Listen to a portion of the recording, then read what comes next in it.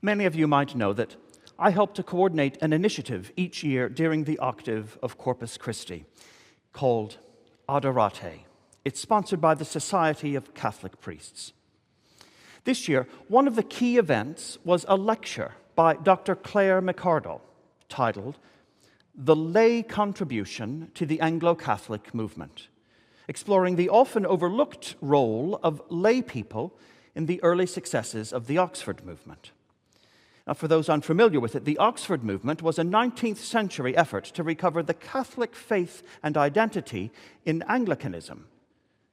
St. Michael and All Saints is, in many ways, one of its fruits. Famously, the stories of churches like this one often involve clergy whose passionate commitment to the Catholic faith led them to places like Tollcross, at one time one of Edinburgh's poorest neighborhoods, where they practiced forms of worship that many regarded as deeply objectionable, and which could bring them into conflict with the law.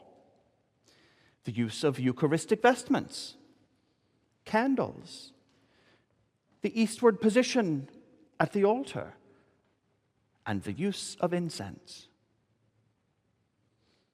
But that's not the whole story. The Oxford movement wasn't a handful of priests with thuribles. It was thousands of lay people organizing, building, funding, defending, praying, and serving, and sometimes dragging this movement faster than any clergy person was ready for. Take, for instance, Charles Powell. He rallied working men across the country and founded a missionary society. And for his organization, he refused clerical oversight because he believed that working men had the right to defend their form of worship and the personal energy to act upon it. Emily Eichbaum founded a religious community of women to serve the poor. Her contention? If something needed doing, women should stop waiting for permission from men and get on and do it. And Alexander Beresford Hope built one of the great Anglo-Catholic churches of London, and when the bishop objected to the plans, informed him that he would finish the building exactly as he pleased, and the bishop could either take it or leave it. Powell, Eichbaum, and Hope aren't the most famous names of the Oxford movement, but they were a remarkable driving force. Without them, it would have been nothing. And that leaves an uncomfortable question. Where are people like this today? Where are the guilds and societies of people taking matters into their own hands? In today's gospel, Jesus seems to ask much the same. The laborers are few, he says. Where are the people who are going to help? Who will bring people to the wholeness of God? Who will carry this mission forward? So he tells his disciples to pray for more harvesters. And as it turns out, in the very next verse, those harvesters were them. Perhaps many might have heard Jesus' request as a plea for more priests, prophets or chiefs, or in more contemporary terms, high potential employees with makings of the executive. But the 12 named in the gospel were not people most might have expected. A handful were fishermen. One was a tax collector.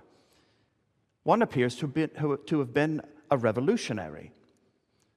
Several are so obscure that we know almost nothing about them. They held no great offices.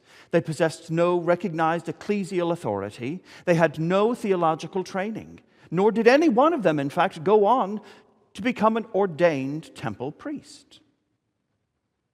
Yet they turned out to be exactly the people through whom God chose to act and carry out God's mission. One of the great consolations of my ministry here is that I'm not the only one passionate about this church. You, all of you, have come because something in this place and the faith that it proclaims has drawn you here. And those of you who come back again and again do so. You do so because something has shaken you. And so when I wonder what the future of this church will be, I'm relieved that it won't be up to me.